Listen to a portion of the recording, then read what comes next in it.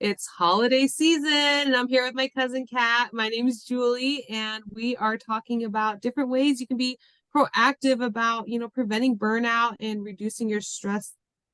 Shorter days, lots of events, lots of commitments. We're breaking it all down today. Yes. Oh, yes. And these short days, dark evenings always makes me like confused as to what time of day it is and feels much later than it is. But yeah, this time of year is very overwhelming, very fast paced. I know I'm feeling the crunch. I feel like I'm constantly chasing and falling behind. Like I feel like the rest of the everybody's ahead and I'm like, come on, I gotta get there, I gotta get there. So yes, feeling the crunch. Yeah, and one of the things we were talking about, as we were getting ready to record is how normal that is. It's not just us that's feeling this way, but you're probably feeling this way too. And so that's why we wanted to take some time today to really talk about different ways we can navigate that because, you know, the normal day-to-day stuff doesn't stop, but now we're adding extra activities, we're adding extra responsibilities. There's expectations, shopping to get gifts for the kids, shopping to get gifts for the family, you name it. We really want to be here to walk alongside with you and help you take those steps that you don't feel overwhelmed and stressed this time of year. Absolutely. And the other thing that does add to the stress, and at least I know for me, in this overwhelm of a disrupted routine, in this season, no matter how you observe or don't observe and whatever it falls, there are the last 6 weeks of the year, a lot more travel tends to happen or visitation from family friends. And that is a disruption to your whole schedule, to your whole life. And so it's normal to feel blah and just disjointed with things that might have come easy. And I know for myself, I'm quick to be like, oh, what is wrong with me? I should feel this way. And, it's normal to, when your routine gets disrupted, for things to feel that disjointed, that offness, maybe not that crispness or that little compressed feeling of like, okay, this is off, things are getting bumped. And that's why I like to arm myself with working in ranges. So looking at my workouts, I'm going to speak to my workouts because that is a little bit more of an area where I can control outside of family commitments and things that, appointments that you're supposed to be there is, okay, maybe I need to scale down and work in the lower range. It's still an effective workout. I'm still showing up. Surely, could I do the full range of that workout? Absolutely. But on the flip side, I have to remind myself that time, when you choose to fill time with something, it's stealing it from somewhere else. So let me show up, nurture myself and give back to myself, but still have the capacity to keep showing up in other areas without feeling like. So it will help you stay on that proverbial track without feeling like you're falling off the track and getting back on the track. So looking at it as dropping that all or nothing principle and still showing up for yourself because we have to let things be good enough versus seeking for that perfection.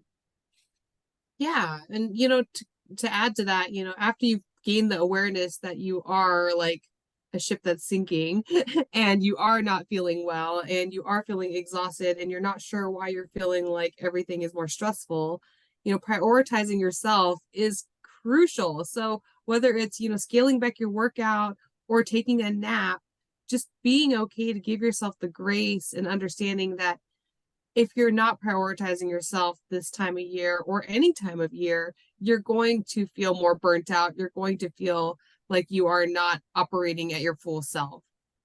1,000%. And, you know, it's huge. And just acknowledging that and looking at what do you have the capacity to do? And, you know, I feel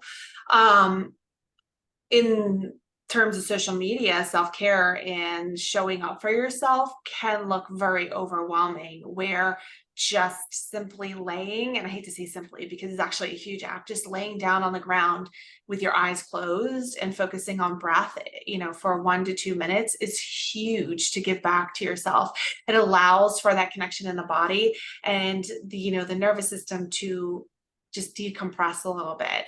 That tension we start to feel because one more ask or this ask or it you, I woke up this morning and I was like, oh, there's like a million things I need to get done today. And I have a ton of, appointments. And it's like, when does that fit in? And then you can start to feel that buzzing, that like tightness or muscle tightness in your body. And just taking that moment to lay down and just focus on your breath, 30 seconds goes a long way. Um, and it seems very underrated. And I do feel self-care or showing up for yourself can feel very overwhelming as to what we see on social media, where if you just took 30 seconds a day or 1 minute a day and just laid flat on the floor and just focused on your breathing, it's amazing what it can do for you.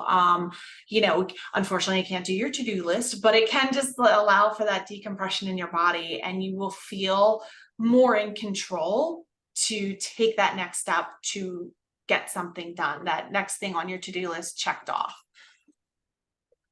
I love this because, we dropped episode 202 of United States of Women today, and I was sharing this and many other strategies about stress management. And you just hit on three of the points that I shared in the episode.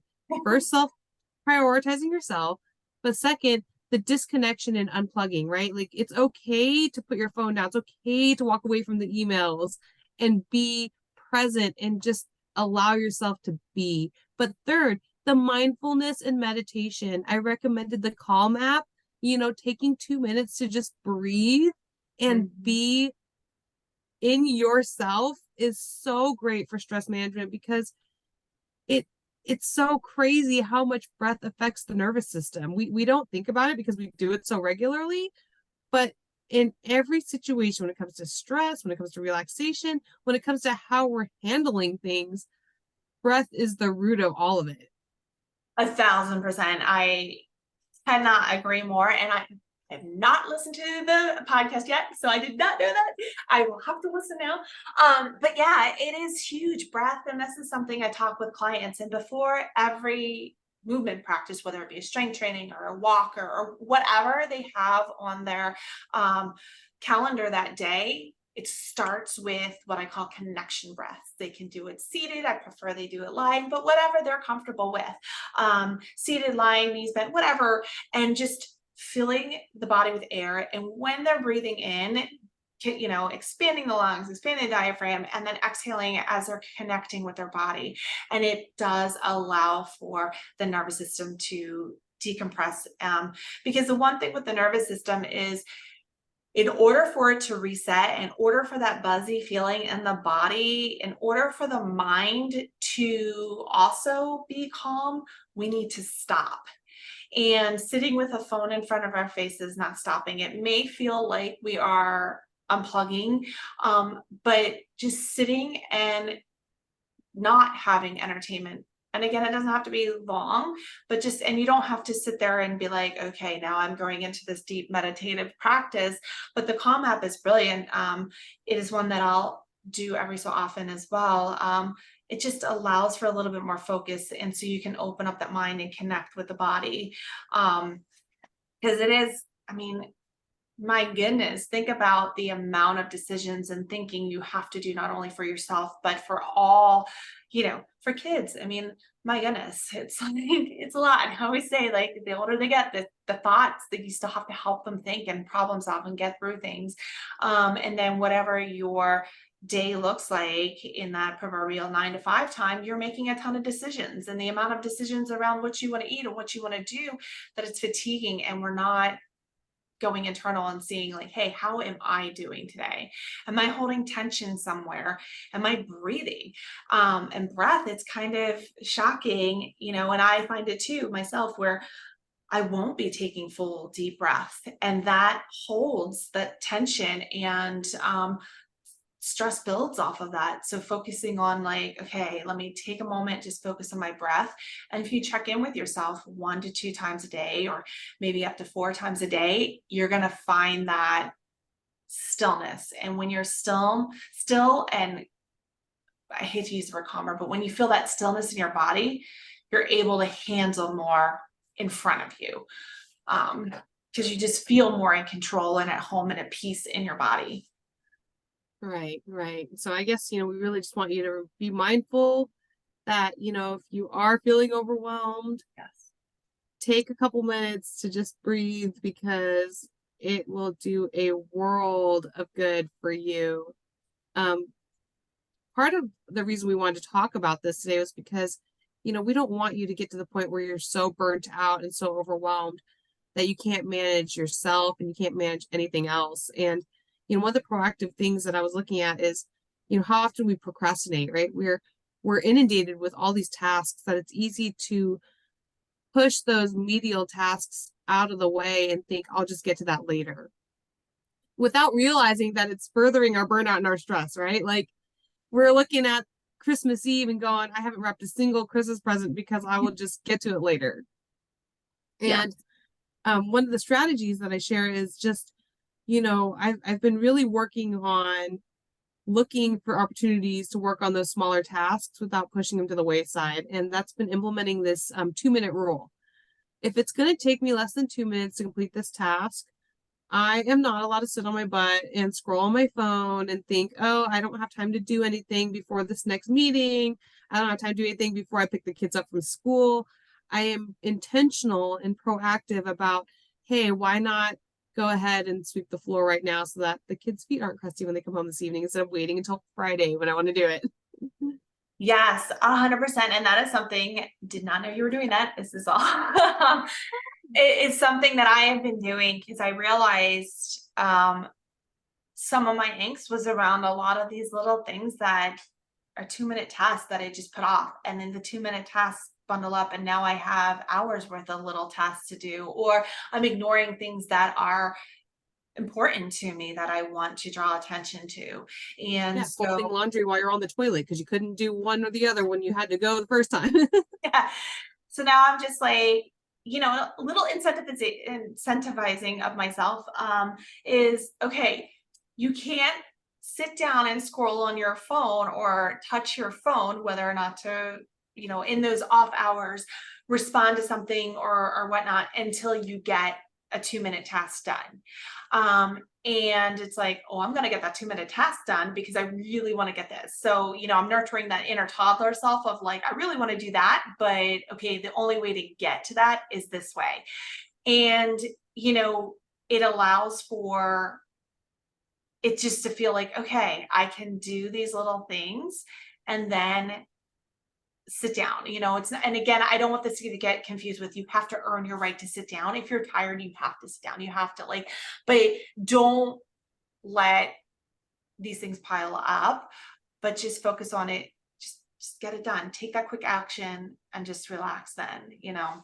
Well, and that just comes with boundaries, If we don't have boundaries for ourselves, we are letting everyone else decide what our time is being spent on, right? And so that's another thing that comes up in this episode is, just being mindful of what we're saying no to, right? If you've dedicated this time to do something, make sure you're staying in that time zone of doing those things so that you're not getting derailed and then consequently having to add more stress to your plate. Exactly. I 100% agree with that.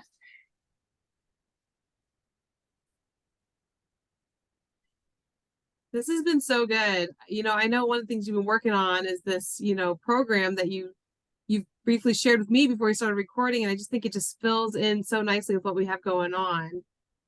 Yes. So it's been one of those that has been on my to-do list for years.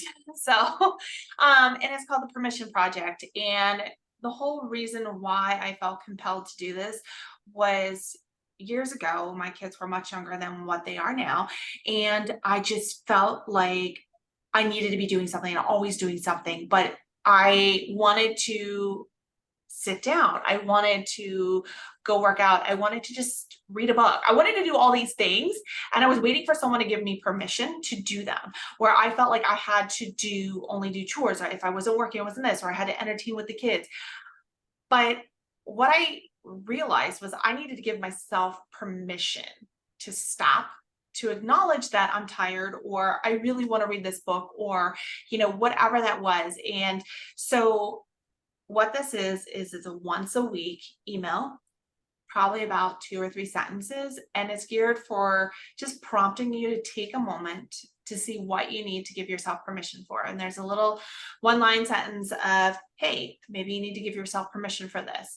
And so it's just one time a week, and a way just that I can hopefully impact whoever needs this to allow themselves to have permission throughout that week, and giving themselves permission. And there's a way to also share. Maybe you bump into a friend that needs to give themselves permission, because self-care, or even just that permission to be, or those boundaries, or to say no, can feel icky. And we're not taught to take up space in that way, where it's vital for your mental health, and it's vital for just for you being a human being. So yeah. So if interested, I will put the forum below this video, and you can hop on. And again, if it's not for you, unsubscribe. If it's for you, brilliant. I'm happy to have you. So That's awesome. Yeah, this along with all of our notes will be down below, and please subscribe, and I guess we'll just see you next time. yep, sounds good.